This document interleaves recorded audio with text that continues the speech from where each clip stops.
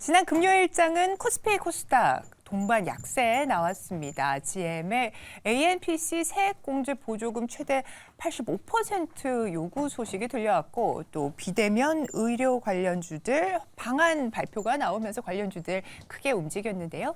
반면에 뉴욕 증시는 일제히 상승했습니다. 자, 오늘 우리장 어떤 소식들 크게 반영할지 이슈별로 짚어보도록 하겠습니다. 개장 전 체크리스트 신일섭 벤자민 투자연구소장 모십니다. 소장님 어서 오십시오. 안녕하세요. 네, 자 오늘 다뤄볼 첫 번째 이슈 바로 확인하겠습니다. 이제 연말 연시 접어들면서 주류 업계가 연말 대목을 노리고 있다라고 하는 소식인데요. 자, 뭐 오비, 하이트, 롯데 이렇게 마케팅 연말 대목을 앞두고 마케팅 강화하고 나섰다. 아무래도 뭐 송년회 회식 자리가 늘어나니까 이제 실적 개선 좀 기대를 하는 모양입니다. 한번 뭐 주류 관련주들 볼 때가 됐을까요? 근데 결론적으로 얘기하면 우리나라 주류는 안 건드리는 게 낫죠. 지금 주가를 보시면은 음식료주 중에 건드려가지고 제대로 성공하는 게 한 개도 없습니다. 그 지금 주도주가 아니기 때문에 명심하셔야 될 거는 그 무슨 이슈로 나왔다고 해가지고 번쩍번쩍 하시면 안 된다는 거죠. 지금 우리나라 전체 상황을 보면 안 좋죠. 지금 이제 가장 유명하신 분이 신동엽 씨 아닙니까? 신동엽 씨의 술방을 보면서 네. 너무나 재밌잖아요. 하지원 씨가 나와서 저렇게 망가지는 모습을 보면서 저렇게 예쁜 여자가 저런 망가지는 모습도 귀엽다. 이러면서 봤는데 지금 그걸 정부에서 약간 제재를 하겠다는 거 아닙니까? 그런 얘기는 그동안 계속 있었잖아요. 우리가 담배는 이미 모자이크 처리가 되는데 네. 왜 술에 대해서는 저렇게 관대할까? 그 뒤에 이제 음주운전 사고가 너무나 크게 초등학교 앞에서 참변들이 일어나다 보니까 정부에서 이제 손을 대기 시작했어요. 그러다 보니까 앞으로 이제 술방도 지금은 뭐 그 의무 제재는 아니고 유튜버들의 자율적인 제재로 일단 가는 것 같은데 이게 더욱더 심해지면은 그쵸? 담배처럼 이제 뭐 아예 삭제가 될 가능성이 있기 때문에 그런 부분이 크다. 왜냐하면 연예인들이 이 그 젊은 사람들의 그 음주 문화에 영향을 끼치는 게 굉장히 크기 때문에 그런 부분이 전체적으로 좋지가 않고 그리고 또 하나 안 좋은 건 이제 물가 안정에 관련된 항상 따라붙는 뭐 서민의 술이니 서민의 라면이니 이런 논리 때문에 가장 먼저 손을 대는 것이다. 그래서 지금 뭐 계속 뭐 주세를 또 변경해가지고 어떻게 뭐 낮춰볼까 하지만 음식점에서 6, 7천 원 하는 참이슬 한 병 가격을 낮추지는 못한다는 의견이 대다수더라고요. 네. 언론을 보니까. 그러니까 주세를 변경해가지고 외국의 위스키에 번영되는 그런 그 외국에서 들어오는 술은 그 당시 출고 아니야 들어올 때 그 세금을 매기는데 우리나라의 국산 주류들은 굉장히 불리하게 책정이 되어 있어서 그걸 바꿔준다고 하는데 그걸 바꾼다고 한들 술값이 낮아질 것 같진 않고요. 그리고 일단 올린 거는 좋긴 합니다. 왜 그 오뚜기가 갓뚜기라고 불리면서 갓뚜기 역설이라고 제가 말씀을 드렸는데 네. 일단 맥주, 소주 가격들은 다 올렸어요 일단. 그리고 뭐 신제품 출시 효과는 있겠죠. 왜냐면은 지금 옛날에 롯데의 피치는 완전 지금 사라졌잖아요. 근데 켈리는 성공했거든요. 지금 켈리가 3분기 점유율이 6.7이 나왔는데 카스, 테라, 아사히에 이어서 4위예요. 근데 여기서도 좀 느낄 수 있는 게 일본 불매운동 싹 다 사라진 것 같지 않습니까? 그러니까 결국에 중요한 건 맛이에요, 이게. 아무리 불매운동을 해도 아사히가 맛있으면 다시 올라오는 거죠, 이게. 지금. 물론 그 사이에 또 칭따오에서 뭐 그 오줌 논란 있어가지고 약간 득을 본 것도 있거든요, 이게. 켈리가. 근데 어쨌든 간에 4위를 했다는 거. 그러면 이제 테라를 갖고 있으니 테라 켈리 조합으로 카스를 약간 부실 수 있는. 물론 아직 점유율은 너무 많이 차이가 납니다. 원래 옛날에 그 하이트 맥주가 1위였잖아요. 오비의 카스에 추월당한 이후 다시는 1위를 못 가고 있어요, 지금. 카스가 지금 60%가 넘어요, 점유율이. 얘네 둘이 지금 테라, 이 켈리 둘이 합쳐봐야 15%거든요. 그러니까 여기에서 하이트 진로가 합쳐졌을 때 여러분들은 시너지 효과를 노렸을 텐데 시너지 효과가 하나도 안 나오고 있죠, 주가가. 지금 간판을 같이 달았더라도 하이트 직원하고 진로 직원이 화학적인 결합을 아직도 못한 거예요, 지금. 그러니까 지금 어쨌든 신제품 출시 효과도 있고 네. 이 제품 판매 그 가격 인상 효과도 있는데 그것보다도 더욱더 큰 정부의 물가 제재와 그 다음에 지금 앞으로 다가올 이 그 술 주류에 대한 어떤 이런 제재들, 자율적부터 강제적 제재들이 굉장히 들이우고 불안감을 들이우고 있다. 네, 이거를 네. 돌파할 것은 수출밖에 없죠. 악재와 호재가 지금 혼재해 있는 상황에서 시원한 상승세는 좀 기대하기 어렵다라는 말씀을 좀 주셨고요. 그렇다면은 수출 쪽, K푸드 수출 기업 쪽에서 기회를 좀 모색할 수 있을까요? 어떻게 보십니까? 방어 성장 뭐 혹은 이렇게 지금 방어 성장주로서의 기대감을 좀 가져봐도 될까요? 그러니까 올해 내내 좀 기대가 있었고 네네. 내년에 가면 성장이 올해만큼 나와도 소위 말하는 기저효과 때문에 크게 이제 개선이 되지 않을 것 같다 이런 얘기들이 있는 것 같아요. 저도 이제 동일하게 보는 게 올해는 역대급으로 좀 차분한 연말이지 않을까라는 생각도 좀 들고 그러다 보니까 이제 내수와 관련된 컨셉은 유통 그 체인점 스타일에서는 백화점과 마트도 아니고 그냥 편의점 정도 이렇게 보는 거고 뭐 급식 업체를 간다든지 이런 부분이잖아요. 그래서 소주 가격도 진짜 6, 7천 원이면 정말 너무 비싼 거거든요. 그거는 뭐 출고 가격을 내려서 소비자한테 혜택을 주는 건 아니기 때문에 조금은 좀 눈높이를 낮추고 좀 바라봐야 되지 않겠냐라는 생각도 저는 들고 있습니다. 그래서 오히려 만약에 국내 내수를 그나마 연말 연초 괜찮아지지 않을까라고 했을 때는 그냥 편의점 정도가 낫지 않을까라는 저번에 한번 필수 소비재 다뤘을 때 그 정도 아이디어만 좀 있는 것 같아요. 네. 수진님 어떻게 보십니까? 일단 투자하시는 건 좀 5% 미만으로 네. 해야 될 것 같고 일단 하이트진로 싱가포르이 베트남 소주 공장 최초로 짓는다고 하는데 뭐 이거에 기대를 해봐야죠. 왜냐하면 지금 판매 가격에서 크게 이득을 못 본다면 이 원가 절감에 나서야 되는 상황이고 그래서 지금 이 베트남 공장이 일단 기대가 됩니다. 근데 이게 오래 걸리겠죠. 그리고 아까 회식 문화는 이제 완전히 바뀌어가지고 SNL에서 MG 오피스에서 물론 과장했겠죠. 꽁트니까. 거기서 어떻게 나오나요? MG 사원들? 부장님 오늘 회식 참석하기 싫은데요. 저희 약속 있는데요. 간 다음에 그 다음날 아침에 뭐라고 하죠? 저희 어제 안 갔으니까 어제 간 회식비 저희 빼서 입금해 주세요 이러죠. 그러니까 회식을 참여 안 합니다. 그렇죠? 그리고 그 회식 문화에서도 둘이 완전 갈라섰고요. 세대가. 그렇기 때문에 회식 문화에서 기대할 건 없습니다. 더 이상. 그리고 연말에 특수효과도 기대하기 어렵고요. 지금 물가와 고금리 때문에 다들 경기 침체로 좋지가 않습니다. 그래서 이제 무조건 이걸 돌파를 해야 됩니다. 아까 전에 뭐 카스, 테라, 켈리 점유율 말했지만 네. 서로 싸우는 거예요. 계속 이런 식으로 수출기를 못 들으면 어떻게 되냐면 통신업종처럼 됩니다. 통신업종 어떻게 하고 있죠? 서로 전단지 뿌리면서 보조금 주면서 TV 주면서 서로를 빼오죠. 근데 어차피 국내 가입자는 한정되어 있어요. 거기서 빼먹는 거예요. 그다음에 알뜰통신 사업자까지 들어와 버리죠. 물론 그 알뜰통신 사업자가 대기업 그 산하지만 어쨌든 맥주도 그럼 그렇게 돼버리는 거예요. 우리나라에서 인구가 한정되어 있고 술 먹는 인구가 줄어들어 버리면 결국 여기 남은 둘이서 계속 싸우는 건데 점유율의 의미가 없어요. 크게 그 트일 의미가 없고 그래서 결국에는 동남아시아 시장을 노려야 된다. 여기는 또 그냥 참이슬을 안 먹고 조금 단가 높은 걸 먹잖아요. 자몽의 참이슬, 뭐 샤인머스켓 참이슬 이런 거 먹기 네. 때문에 이런 걸 좋아해요. 이게 80%가 넘어요. 동남아시아는 오리지널 참이슬 말고. 그래서 지금 여기를 지금 뚫기 위해서 하이트진로 싱가포르인데 그 싱가포르 사업을 하는 게 아니라 베트남 공장을 세우는 거잖아요. 그래서 이제 베트남 쪽에서 뭔가 돌파구를 마련해서 여기서 인건비 절감으로 원가를 낮추고 해외 동남아 시장 그 진출 교두보까지 마련해서 나중에 뭐 지금 저런 식으로 가야겠죠. 삼양식품의 불닭볶음면이라든가 물론 삼양식품은 공장이 우리나라만 있습니다. 농심이 미국에 진출해서 성공한 거 이런 케이스로 나가야 되는데 그게 이제 10년 이상 걸릴 거라는 상황이죠. 그러니까 지금 하이트진로는 어디까지 성공하겠냐면은 일단 노르망디 상륙작전에 비유하셨잖아요. 하이트진로에서 처음에 테라 내놓으실 때 일단 노르망디 상륙작전에 성공했죠. 테라가 어느 정도 올라갔잖아요. 카스에 비해서. 카스가 너무 압도적이었거든요. 네. 그리고 이제 켈리로 손석구까지 들어와서 성공을 했단 말이에요. 일단은 그래서 국내에서 반전의 계기까지 마련한 것까지는 성공했어요. 여기서 한 단계 더 나가야 주가가 움직이죠. 해외 진출에서 뭔가 찍어야죠. 근데 그거는 맥주 쪽보다는 역시나 진로 참이슬 그리고 진로 소주 요걸로 나가야 되지 않을까. 일단 소주 쪽에서는 또 압도적이거든요. 네. 그렇기 때문에 소주 쪽에서 동남아시아에서 뭔가를 터트려줘야 된다. 안 그러면 저 주가가 저 상황에서 반등하기가 상당히 어려워 보입니다. 네, 2만 원대에서 굉장히 정체될 확률이 높아요. 네, 좋습니다. 지금 송년회 회식 매출 예전만 하지 못할 것이다라는 말씀을 좀 주셨고요. 자, 그렇다면 이번에는 상승 탄력이 또 좋게 나오는 섹터 이야기로 좀 넘어가 볼까 합니다. 자, 그다음 이슈 한번 띄워주시면 좋을 것 같고요. 자, 그동안에 좀 조정이 나왔던 방산주들 외국인과 기관 매수세 들어오면서 상승세 이어가고 있습니다.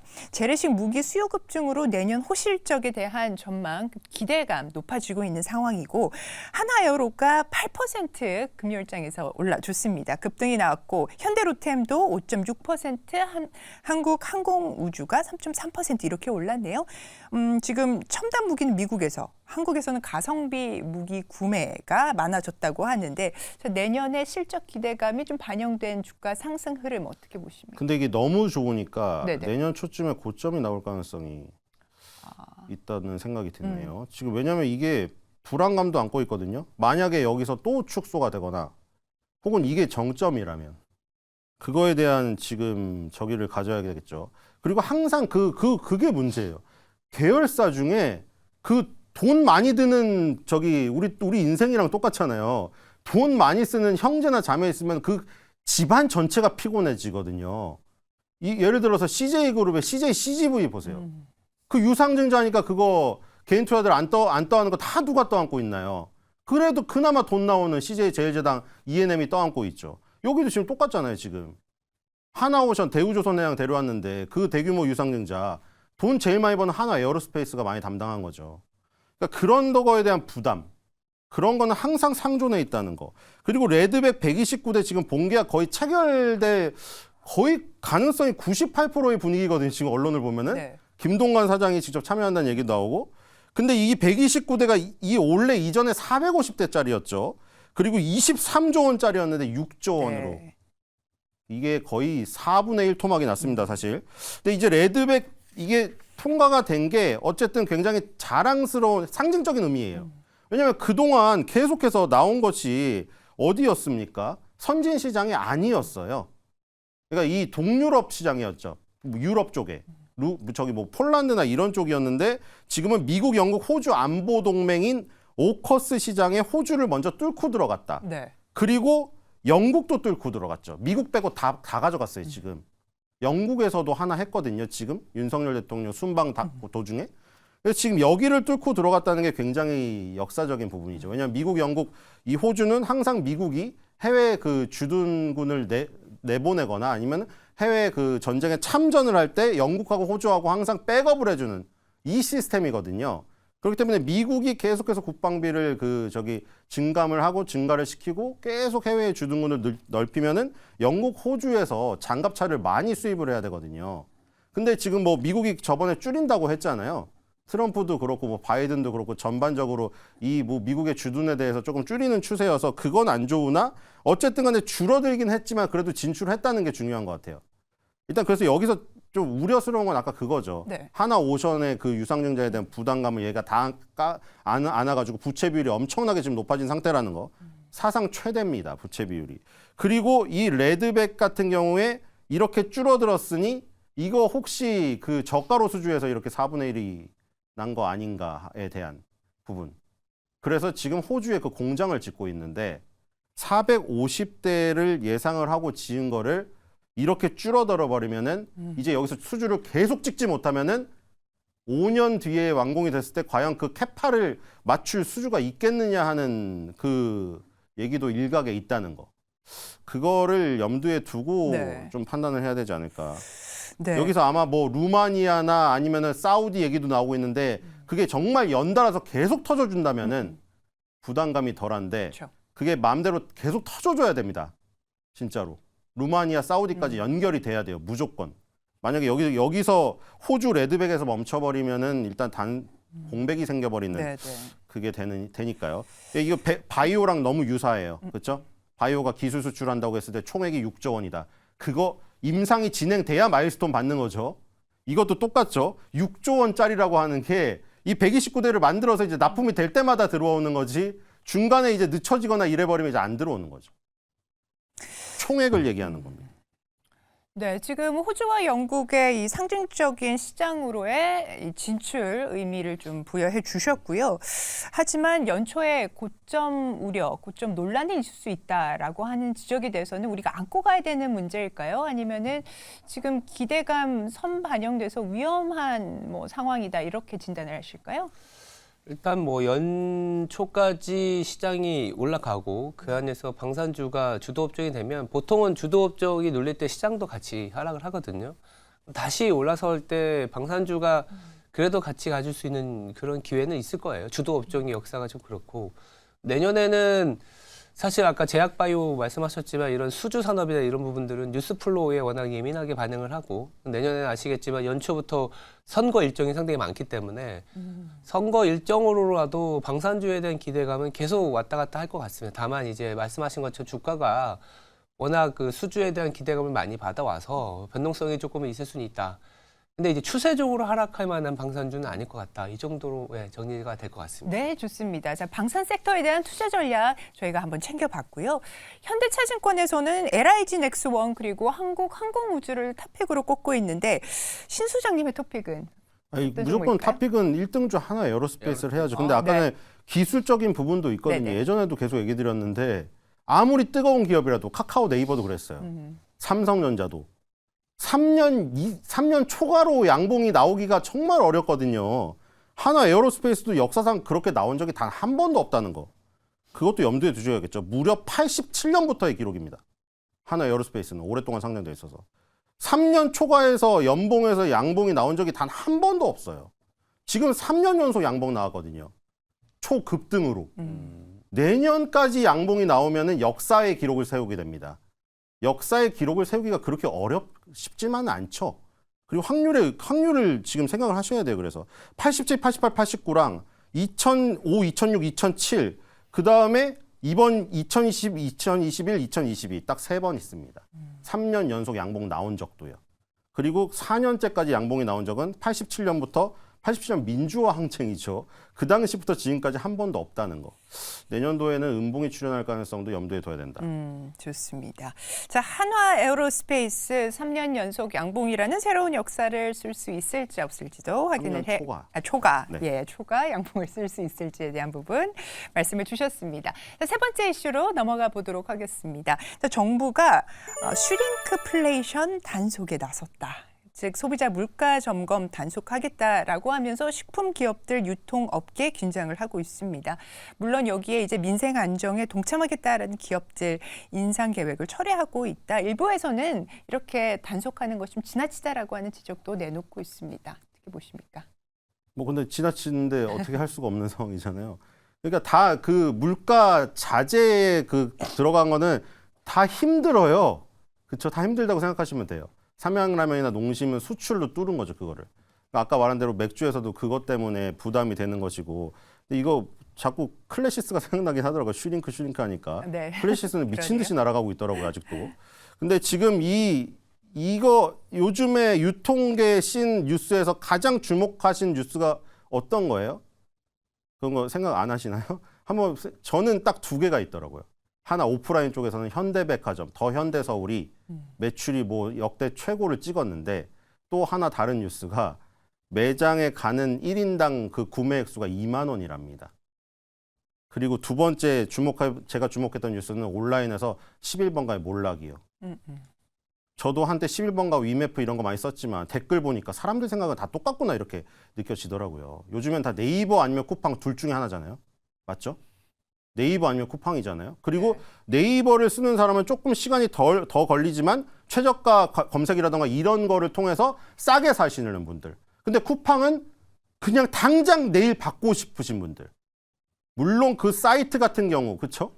우리 뭐 어렸을 때 무슨 아라비안 나이트 전단지 같잖아요. 댓글로 다 그렇게 똑같더라고 생각이.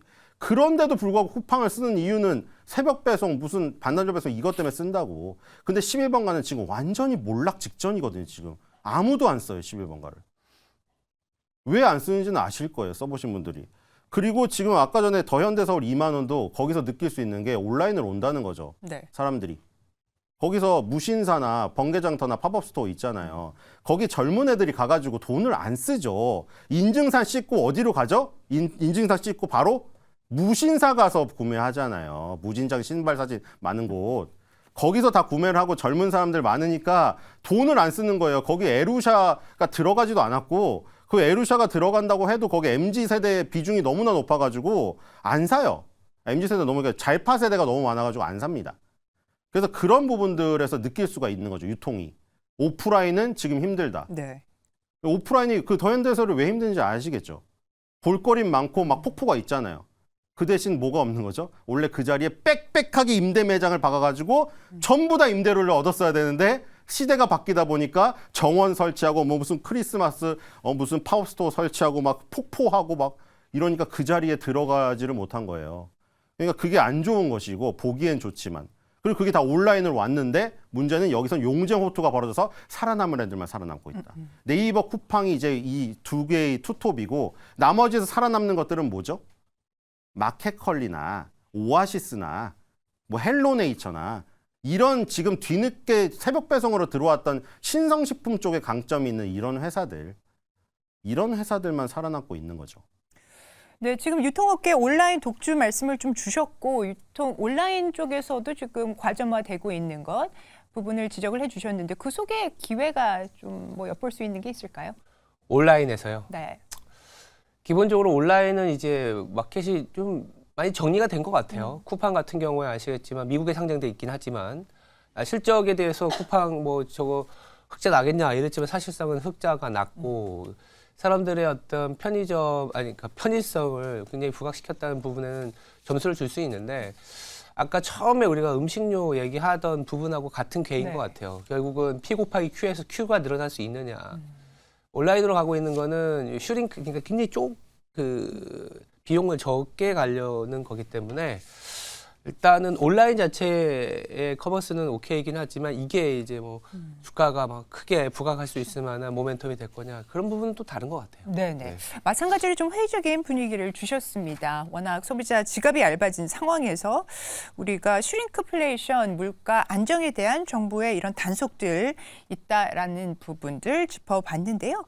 그 속에서 뭐 그렇다면 살펴볼 기업들은 있을까요? 네, 지금 아주 좋은 타이밍이 지어소프트에게 온 것 같습니다. 네네. 지어소프트는 매출이 90%가 오아시스에서 나와요. 근데 아까 말했듯이 지금 헬로네이처, 마켓컬리 다 있는데 그리고 SSG닷컴 있죠. 지금 상장 얘기 나오고 있죠. 죄다 적자예요. 다 적자. 오아시스만 흑자죠. 그리고 오아시스가 한 번 홍역이 있었죠. 상장하려다가 아주 민망하게도 어떻게 됐죠? 공모가 바라는 거에도 미치지 못하니 공모가가 그냥 철회를 했어요. 물론 코로나 때문에 시장 상황도 안 좋았지만 그리고 나서 어디로 틀었냐면 오아시스는 그냥 스펙하고 합병한다고 했어요. 지금 상장을 하더라도 스펙 그 돈 뭉치랑 합병을 한다. 이 지어소프트에 부담이 없어진 거예요. 네네.